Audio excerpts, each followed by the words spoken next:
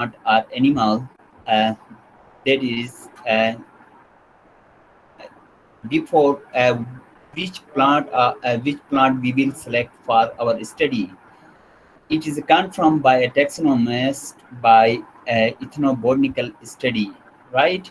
Once a taxonomist complete their study by documented that specific plant, that particular plant is used as medicine in different areas, then the work of a chemist start afterwards. So they collect the plant. There may be stem, roots, and leaves or fruits, right? They collect it and soak in methanol, or sometimes we are using a mixture of 80% methanol water, that is 20% water, and sometimes we are using 100%. We are soaking that plant material. First of all, we dry that plant material, crush into powder, and then soak in methanol. And sometimes we are using a mixture of 80% methanol in water for 4 days. After 4 days, we just filter it. Why we are using methanol? Because methanol is, you know very well, methanol is a highly polar solvent. It extracts all organic compounds present in that particular plant or in that particular fruit. It extracts it on the basis of solubility. सो इसकी polarity की बुनियाद पे तमाम organic compounds जो इसके अंदर मौजूद है इसको एक्सट्रैक्ट करता है अपने पास. इसी वजह से हम मेथनॉल यूज़ करते हैं. But sometime we are using 20% water. The reason is still there are some sugars containing compounds are there. इनको भी अगर हम आइसोलेट करना चाहते हैं, वो भी हमारे पास इस कलेक्ट हो जाए, तो कभी कभी हम वाटर भी थोड़ा सा इस्तेमाल करते हैं. एंड आफ्टर दैट जो मेथनॉल के अंदर से जो हमारे पास एक्सट्रैक्ट आएगा, इसको हम मेथनॉलिक एक्सट्रैक्ट कहते हैं. ये जो मेथनॉलिक एक्सट्रैक्ट है, इसको ड्राई करते हैं. After it we try to start fractionation. Why we are doing fractionation, and why we convert in this extract, this methanol extract, into subfraction? Because uh, we want to purify a compound that is most potent for us. In other words, um, why this plant is medicinally important? It is due to some particular compounds present in that particular plant. And if we want to isolate that particular compounds present in that particular plant, as we know that in a plant there are a lot of compounds are present. Some are very useful and some may be cytotoxic for you, that is not beneficial for you. So we try to find out such type of compounds which are beneficial for us medicinally. So therefore, to purify their compounds, we try to fractionate their methanolic extract into different fractions. I will discuss this scheme later. After that, isolation and purification of compounds via extraction, and once we fractionated the methanolic extract into subfractions, then we are taking a fraction for, and we are taking the chromatography, that is TLC, thin layer chromatography, column chromatography, and purify finally by HPLC if required. What do you mean by HPLC?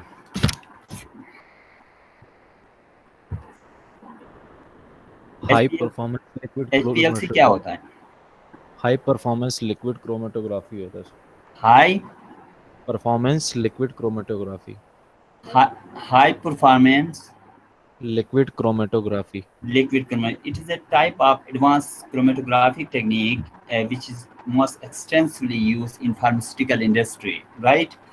So we try to purify this compound by using chromatographic techniques, that is thin layer chromatography, column chromatography, and HPLC, right? Once we purify a compound, we characterize of its structure by using different hyphenated spectroscopic techniques. Uh, I will discuss how we try to characterize the structure later. And once it is confirmed the structure and its molecular mass and a detailed structure, we try to find out the biological activities. Uh, uh, this particular compound is active against what type of disease or what type of medical disorders. That biological activities carried out in vitro study as well as in vivo studies.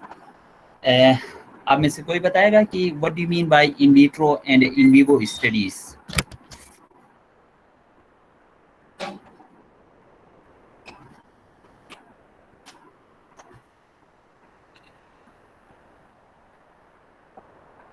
In vitro studies outside cell, ठीक है, हम इसमें 96 well plates इस्तेमाल करते हैं, करके इसमें cells grow करते हैं, ठीक है, इसी के ऊपर हम टेस्टिंग करते हैं। In vivo studies inside cell means हम माइसिस के ऊपर करते हैं, गवानास के ऊपर, मंकीज, और इनके अंदर जो स्टडी करते हैं इसको इन विवो स्टडी कहते हैं, ठीक है।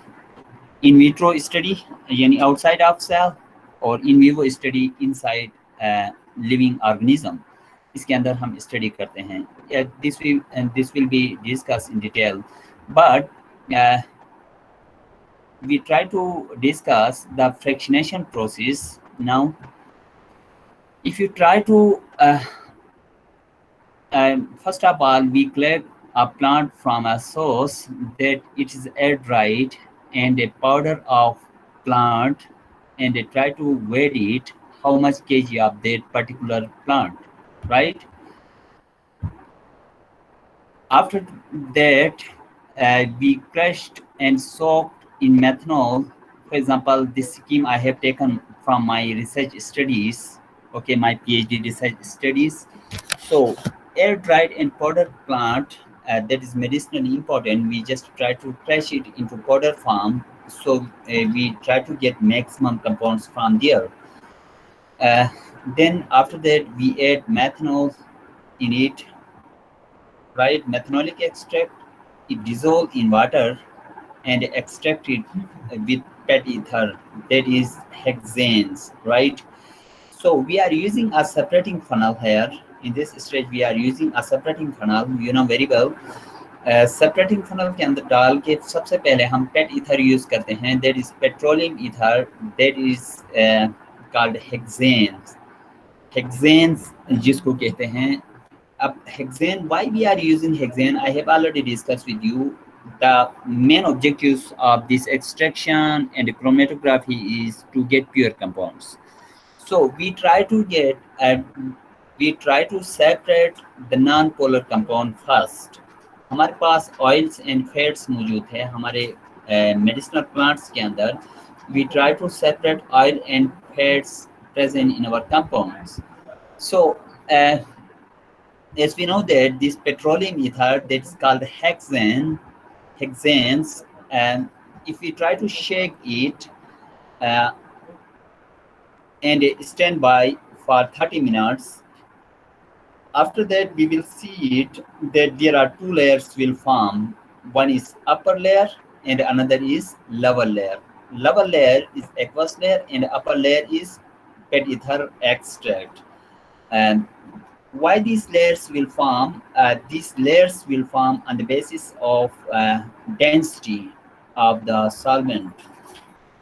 So lower layer is water layer and upper layer is PET ether layer. We try to repeat this process till 2 or 3 times. It depends on the extract and depend on need.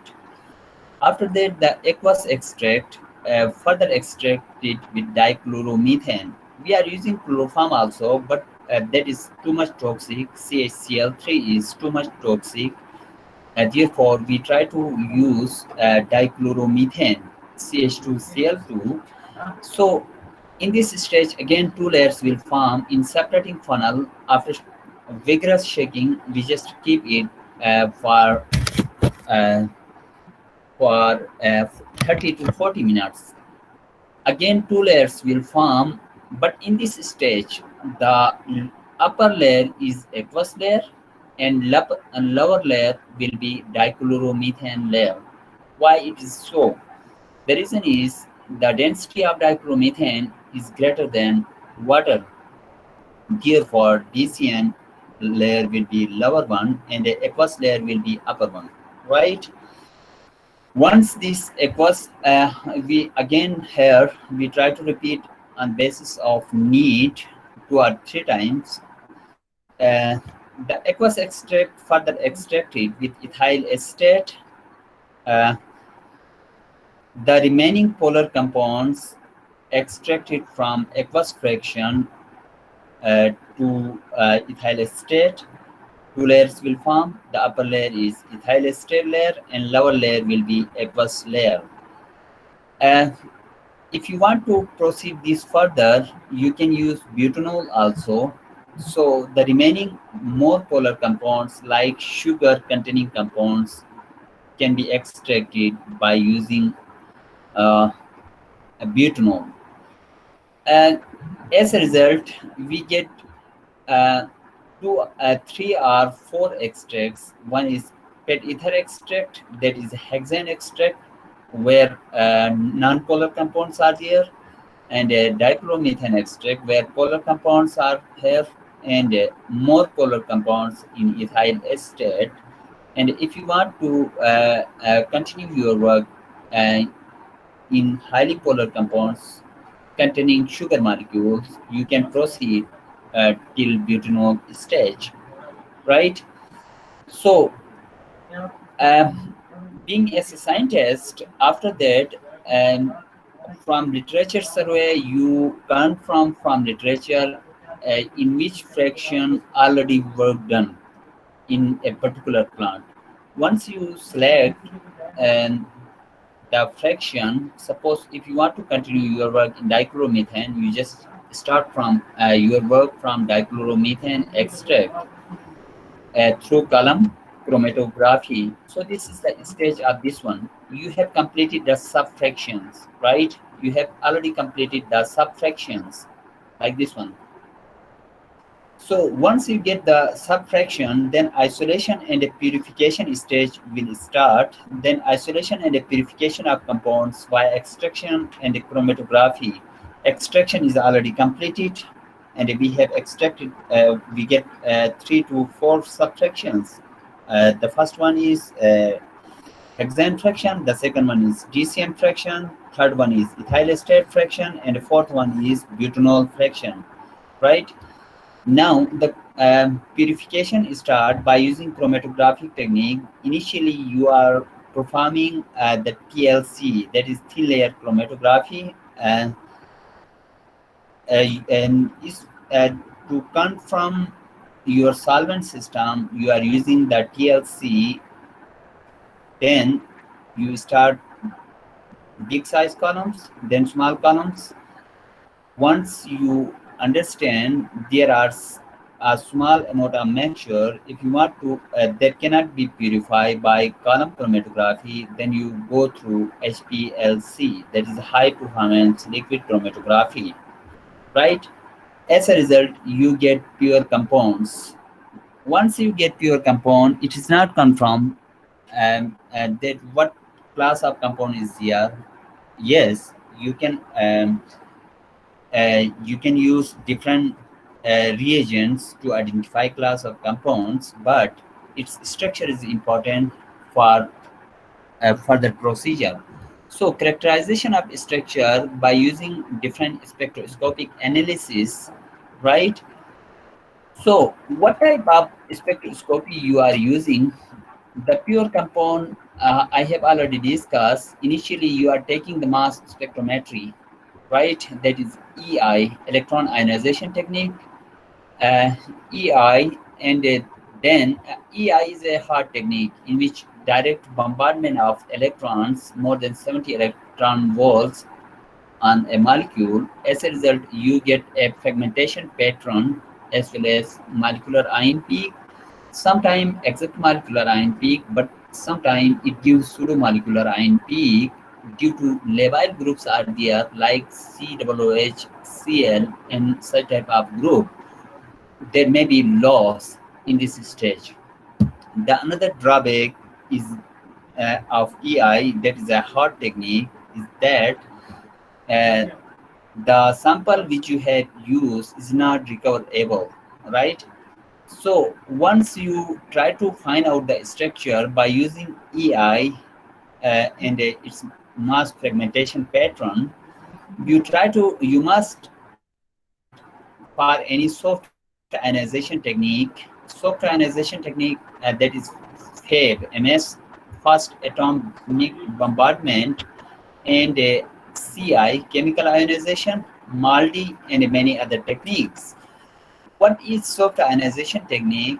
Basically, we are using an internal standard, any internal reference in which bombardment of electron in that is standard. Suppose we are using ammonia, methane, it depends on the technique, right? Once we the bombardment on that particular reference, that वहीं जो ammonia या methane है वो जाके हमारे compound को मजीद ionise कर देता है, ठीक है। तो ये सारा प्रोसीजर करते हैं और finally HR high resolution technique ज़रूर करते हैं। हाई रिजोल्यूशन FAB-MS और हाई रिजोल्यूशन EIMS के ज़रिए हम मालिकुलर फार्मूला जो है वो कंफर्म करते हैं, right. So once you complete its mass fragmentation pattern and molecular ion or molecular mass, then you go through NMR to confirm its structure. As you know that NMR, nuclear magnetic resonance, and this is a very important technique. Its medical application is MRI, right? So NMR are two types, 1D and 2D techniques. So initially NMR, proton NMR, we are taking the proton NMR, right? Then broadband decoupled carbon-13 NMR taking, which need to find out all carbons present in your compound. Then we are taking the depth 90 that confirm how much CH or methynes are present in your compound. Then depth 135, distortionless depth means distortionless enhancement polarization transfer. So depth 135 confirm how many CHs, CH3s, and CH2s are present in your compound. In your spectra, if you see the spectra of depth 135, the CH and the CH3 are positive or upward, while CH2 are negative or downward side.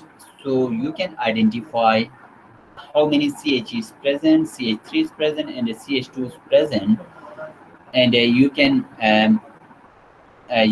eliminate these CHs by using depth 90 and confirm your molecular structure. After that, for further stereochemistry and other connectivity, you can confirm by COSY and NOSY techniques of NMR, right? Once you try to complete the structure, you use IR techniques, infrared spectroscopy that confirm the structure, and then UV, ultraviolet spectroscopy, UV visible spectroscopy, that is used for conjugation, double bond, or something like that, or alpha beta unsaturated system, right? So you can confirm your structure by using mass spectrometry, NMR, that I have already mentioned all these techniques, and using IR and UV. And still there is a new or novel compound. You can confirm it by making crystals and make and confirm from X-ray. X-ray के जरिए भी आप confirm कर सकते हैं. If there are some unique elements are present in your compound, suppose sulfur, nitrogen, or something like that, you can confirm by elemental analysis. These all techniques, these all machines are spectroscopic machines are available in HEJ Research Institute of Chemistry, University of Karachi, right? And in Abbottabad also. Any question?